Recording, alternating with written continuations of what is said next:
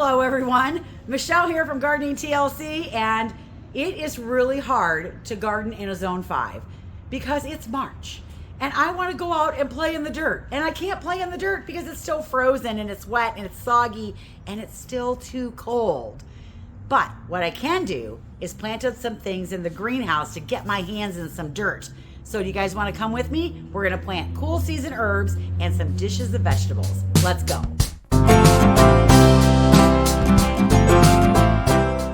In the greenhouse, and for those of you that are new or just starting to follow me, I own a garden center, but I'm not a grower. I'm actually just a seller, just a garden center that orders things in from other people, and then we, make all our displays and we sell everything. But there are times where I will grow things because one, it makes sense, or two, I'm growing them for the garden center, but I also want them for myself. So I'm just kind of killing two birds with one stone. And herbs, that is one of the things that I am really into. I love growing them. I have lots of them. I have an herb garden at my house. I have herbs that I companion plant in my vegetable garden. And I'm getting ready to add a new garden section at my house. And in that garden section, I really have two specific areas that I want to make sure get done this year. One of them being an herb garden that's more of that apothecary garden. And then I also want to have a tea garden. I've actually ordered 3 tea bushes so that I can harvest my own tea leaves, and then we'll have other things from the garden and from the herb area where we can pick and make our own loose tea blends. So yeah, I'm pretty excited about both of those. But that's why today I'm starting these cool season herbs out here in the garden center. One, I don't turn my greenhouse on. It's really expensive. And if you're not like filling the whole thing up and actually growing, it no way would be cost effective to do that. But cool season herbs, usually if I start them around the end of February into the beginning of March, they will grow out here perfectly because it's still warmer in here than it is outside. And when it's sunny out, it can be up to 20 degrees warmer in here. So if it's sunny and 55 outside, it's like 75 in here, which is great. And even on a cloudy day, it's still warmer in here. So today I want to talk about just the classification of herbs real fast. There are cool season herbs and there are warm season herbs. There are annual herbs and there are perennial herbs. Now, I'm not going to get too much into this is a perennial, this is an annual, this is a biannual, because it might vary from place to place. For me, rosemary is an annual. For you, you might live in zone 9 and it's a perennial. So it's going to differ based on what zone you live in. But cool season herbs are typically those herbs that are going to grow when it's cool out. And when we get to the heat of the summer, they aren't as active, they aren't growing as fast, they don't necessarily love the hot, humid part of the summer, and they might slow down or even stop growing altogether, or they might do what's called bolting, where they bolt, they flower, they seed, and they die. Cilantro is a big one for that. Really doesn't do well in the heat of the summer. Now, they are coming up with more and more cultivars and varieties that can weather through some of that, but there aren't that many of them out there. So I will talk today about, for me here in zone 5, what I'm planting and why I'm planting it, how I'm going to use it. We are going to do them up in these little thin celled trays, and we get these in bulk. These are little 3-inch pots. They have good drainage on the bottom. Now, the one thing I'm going to do is I'm not going to fill this completely full of seed starting mix. I'm going to do this with potting soil, and I'm probably going to fill it up to about here with potting soil and just put the seed starting mix in the top.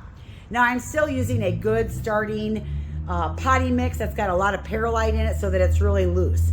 The whole reason that you're going to use a starter mix is because it is so loose and those roots can really work their way down in there. But I'm going to be scattering seeds on the top, and I'm going to keep it in here until it is full grown and sellable, or for me, pulling it out of the pot and planting it in my new herb garden. We are actually going to start with dill. Dill is a cool season herb, and for me, dill is an annual. It is cool season. It grows when it's cool out. The one thing you want to be careful of with dill is dill will continue to grow as the heat of the summer comes forth, okay?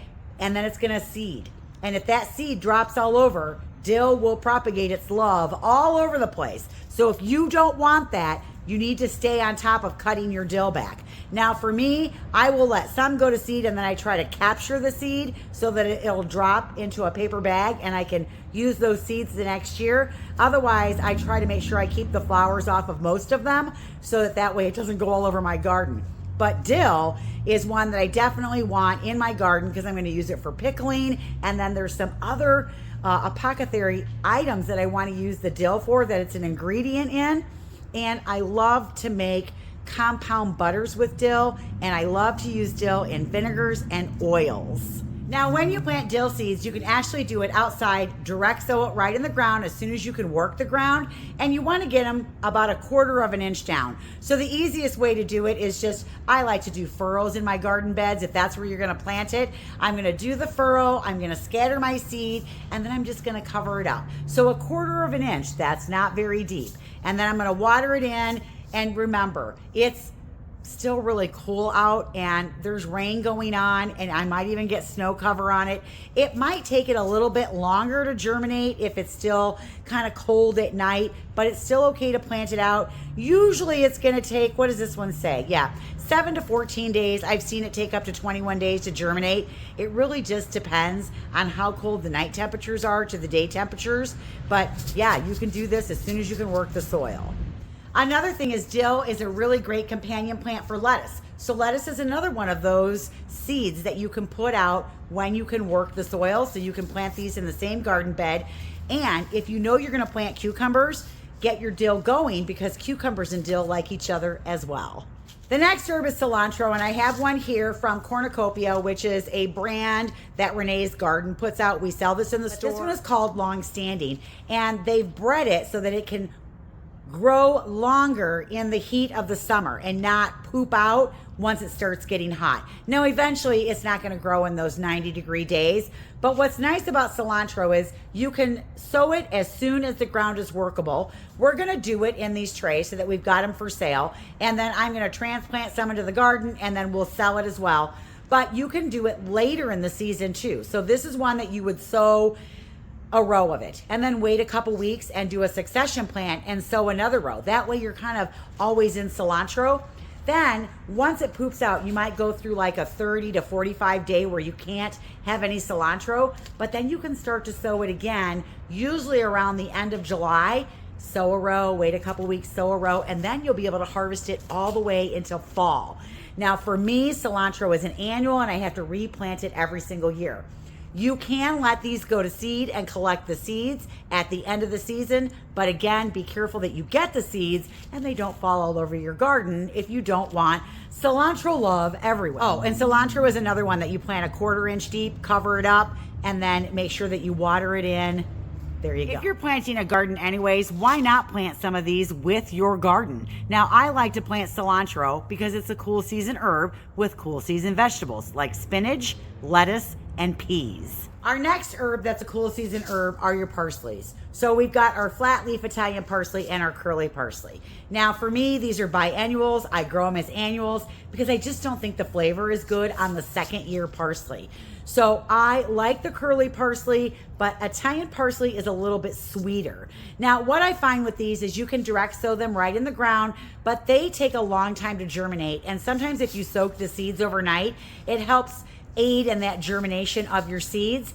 The other thing is it'll come up like over a period of 2 weeks and it'll be kind of spotty. So you'll think that you need to reseed, but give it another week because it always comes up, but it always comes up kind of unevenly and then it all catches up. I don't know why it does that, but that's kind of the growth habit of the seedlings when they grow. Now again, we're gonna be doing them in the pots because I'm gonna be selling them and whatnot, but these are great for a lot of different things in the garden and I love to grow it. I have bought a freeze dryer because I've dried it in the past and it's just not as flavorful. So this year I'm gonna try freeze drying the parsley. More times than not, what I do with it is I'm using it to make an oil or a vinegar blend for salads, or I'm making a compound butter with it. So I use it a lot fresh and I'm gonna try to freeze dry it and then keep using it the way I've always used it. So love both of these, and I do plant probably 2 or 3 of them in the garden because I go through so much of it. Now the other thing that we're going to be doing this year is we have dedicated a couple of our garden beds outside. we have community garden beds out there. And so some of the neighborhood gardens in those, and I garden in quite a few of them. So right now I'm deconstructing 3 beds because they're falling apart. They're over 10 years old. So I'm losing those 3 beds. So I'm going from 21 beds to 18 beds, of which before I gardened in 11 of them, that's a lot for me to garden in. So I'm opening the beds up and letting 3 new gardeners come in. So that means I'm gonna garden in 8 of them. 2 of the 8 are gonna be designated to herbs because we are going to be selling herbs at the garden center now. So we're gonna be cutting and packaging and selling these fresh organic herbs. Oh, I'm so excited to grow the gourmet food area of our store. We're going to have a farmer's market, and we're bringing in cheese and chocolate and olive oils and vinegars, and we already had the salsas and the jams and the preserves and the coffees, and now we're bringing in the teas and the herbs. I'm so excited to do this. So that's another reason why we have like so many herbs, because I want to get them going in here so that I can get them in the garden as well, so that we can harvest as quickly as we can to have them for sale. So we got all that going on too. I know, it's so exciting. Parsley, plant it with your tomatoes, your beans, and your chives. 2 other herbs that you can plant that are cool season herbs are rosemary and mint. I really struggle getting rosemary to start from seeds, so I just bring in little bedding plants, which is what I'm gonna do this year as well. I'm not gonna try and start that one. And I'm not doing the mint either, because with the mint, I bring in apple, orange, mojito, spearmint, peppermint, chocolate, apple. I bring in a lot of different ones, and I don't want to start all those different flavors, so I'm just going to bring those in. But both of those are cool season herbs.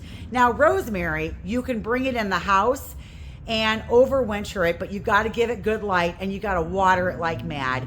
I usually can get mine to last usually till about the end of January, and then it poops out on me. And mint, I will say this about mint. If you're gonna grow mint in your garden, I highly recommend that you grow it in a pot.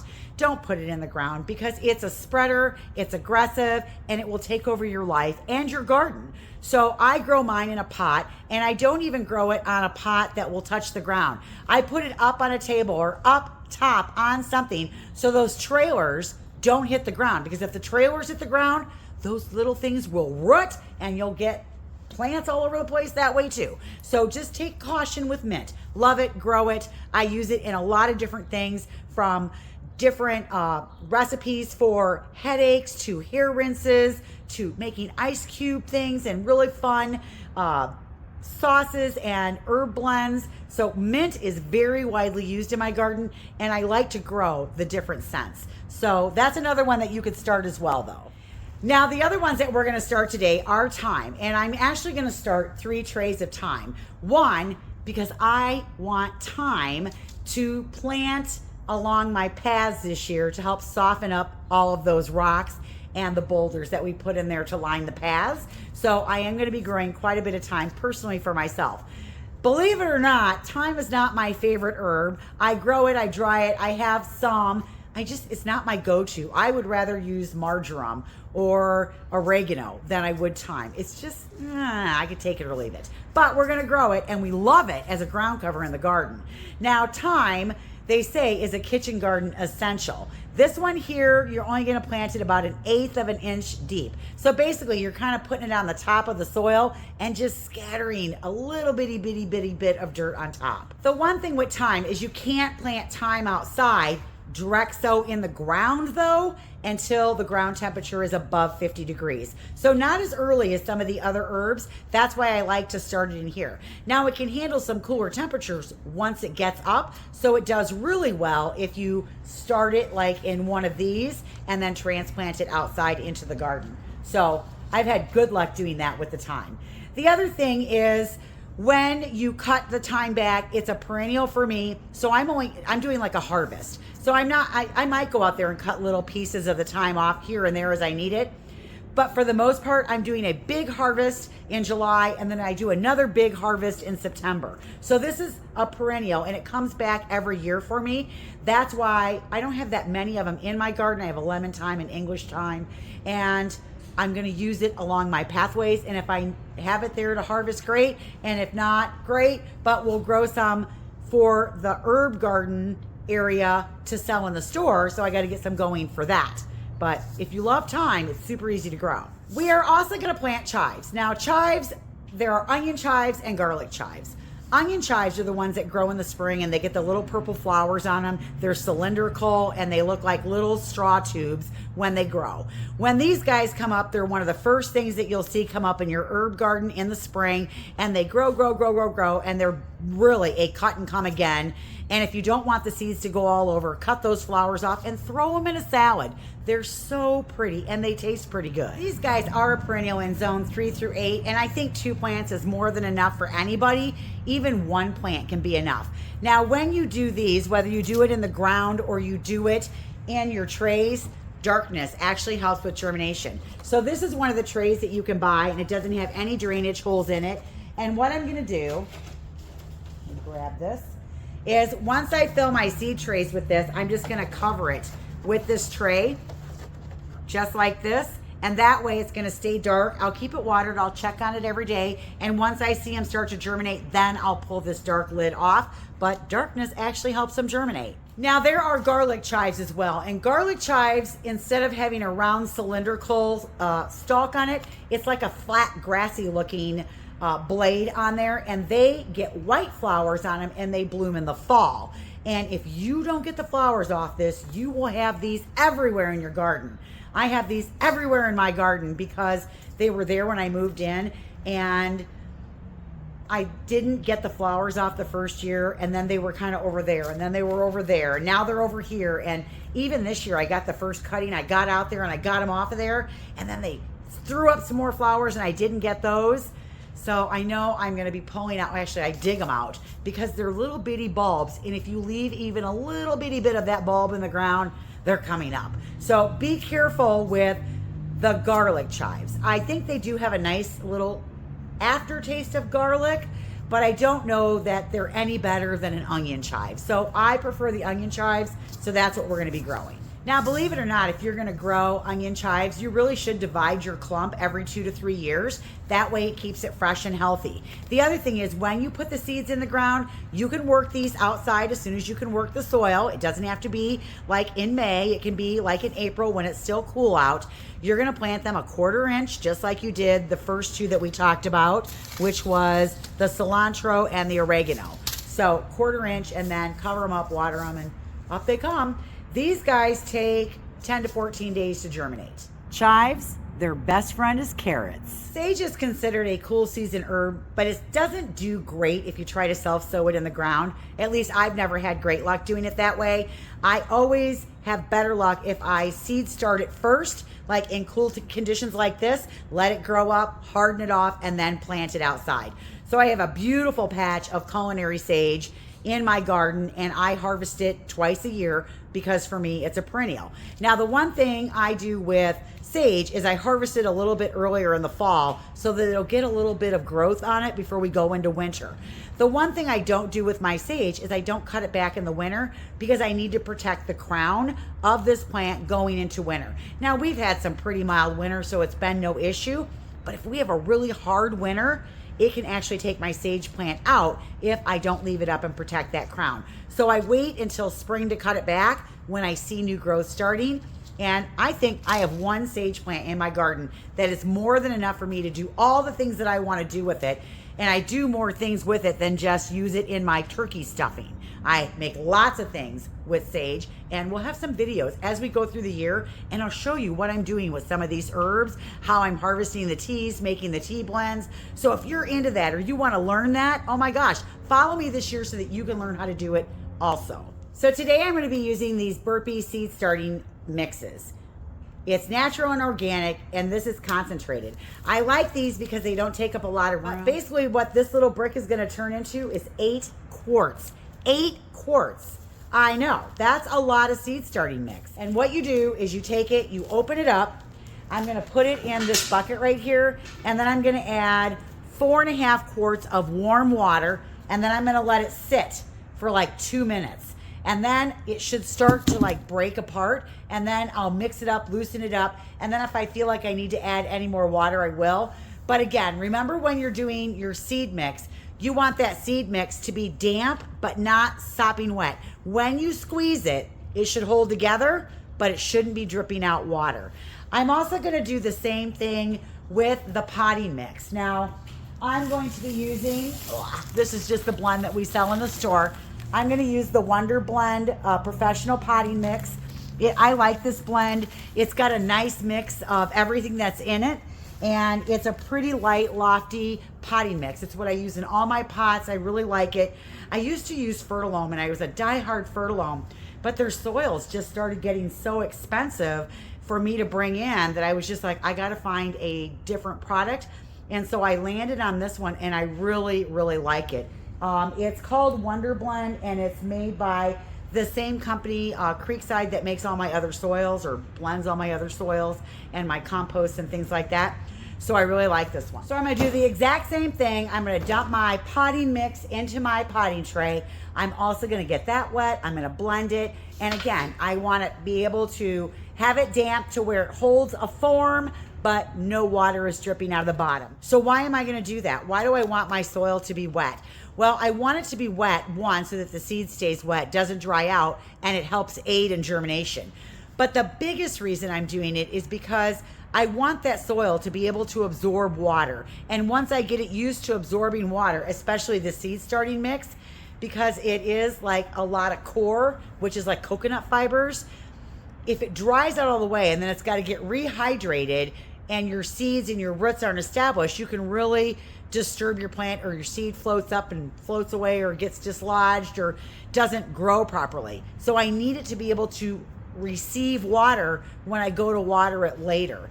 Now I am going to be top watering these. As you can see, this is not typically what you would do at seed starting. This is not a seed starting tray. These are little pots with drainage in them, and they are going in. Let me grab this real fast so I can turn this without dumping these out. They are going to be going into one of these trays here that has drainage as well. So there's no bottom watering going on. I have to make sure that when I water this, that I use a really fine mister until they come up. But I'm not watering these every day. It's cool out here. There's going to be a dome on top, and I'm just going to use the domes that you would use for a seed germination tray over the tops of these, and then once they start to germinate, I'll pull them off. I'm hoping that they all germinate at the same time, because you know, this whole tray is going to be one thing of oregano, one whole tray of parsley, one whole tray of sage. So there's not going to be different things germinating at different times. So once they germinate, then I'll take the lid off, and then I just come out here once a day and make sure that they're hydrated and that they stay watered. I think herbs are one of the easiest things to grow. And if you're a beginner gardener, it's a good place to start, especially if you want to be encouraged and you want to have success in the garden. Herbs don't need a whole lot to grow. They'll grow in pretty much any kind of soil, even crappy soil. And the biggest thing they need is they need light, water, and drainage. A lot of them are drought tolerant. A lot of them are Mediterranean herbs. If you think about rosemary, thyme, oregano, lavender, those are all Mediterranean herbs, and they grow in these hot, dry conditions. Heck, they grow in the cracks of sidewalks. So if they can grow in the cracks of the sidewalk and not die, you can probably grow them in your garden. The biggest thing is, again, sun and drainage are probably the two most important things that they need. So don't put them someplace that's holding on to water, because then they're probably going to have root rot on you. But outside of that, oh my gosh, they're so easy. Follow me through the rest of the year, and you're going to figure out what to do with the herbs, how to harvest them, dry them, things to do with them. So I plan on doing like a whole series of this. I was a little hesitant to go in that direction and do videos about that because I didn't know if people would want it. But the reality is I'm doing it anyways. I'm just not filming it. And I'm like, well, I'm doing it, so I might as well film it and bring you guys along with me. And if you want to watch it, great, you're going to learn something. And if you don't, you just skip that video. All right, so let's get this done. We're going to go ahead and get this all planted, but we're actually going to do it tomorrow morning. I actually waited a little bit too long in the day to start the video, and now the sun is going to go down in about 15 minutes. And once it goes down, it's dark out here and we won't be able to see. So we'll just pick this up tomorrow morning.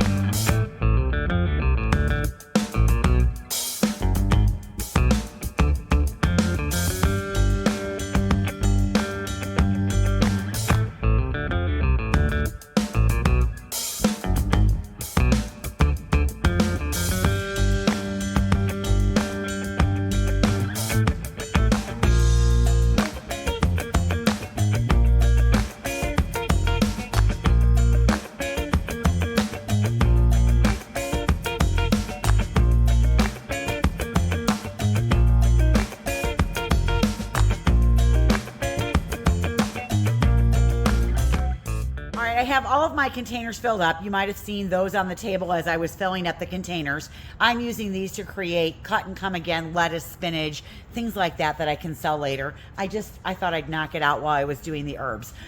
I did get all of my containers filled, and I filled them about 75% full with the moistened potting mix, and then I did just the top with the seed starting mix. I love this Burpee seed starting mix. So with all these other containers down here, I ended up using 2 bags of the soil, and I ended up using 3 blocks of the Burpee's starter mix, but I still had some of that left. Hold on. So as you can see, I still have some of that left in the bucket, and I found that it was easier to dump it on the tray as I was moving it around to fill up the trays. Basically what we're gonna do now is we're gonna go around to each of the cells. I've made my little tags. I have my seeds put out where they go. I'm gonna get everything seeded in. I'm gonna put 4 to 5 to 6 seeds in each one of the little cups. Then I'm gonna take my Miesto sprayer, the one that I bought from Laura at Garden Answer. Oh my gosh, I love that thing. And if you guys don't have one and you seed start, oh my gosh, you will never go back to a spray bottle again. They are so awesome. But what I'll do is I'll go over the tops of all of these, settle them in, and then I'm gonna put the lids on these.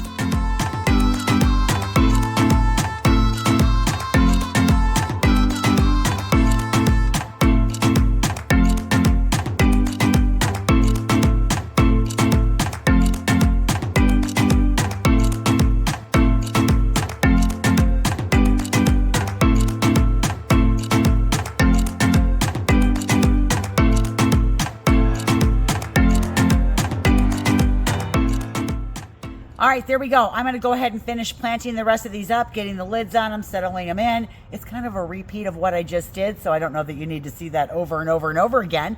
But I'm so excited to be able to get something planted and get something going. Stay tuned, we got some really good videos coming up. We've got design videos, some cleanup, some shrub pruning, all of the things that you need to know to go into spring to get yourself ready. So I am so excited to start gardening. So thanks so much for watching, you guys. I hope you have a great day today. And if you live someplace where you can get in your garden, I hope you can get in your garden, work on it, and do some fun things outside. For us up here in the north, we have to stick our hands in a bucket of dirt.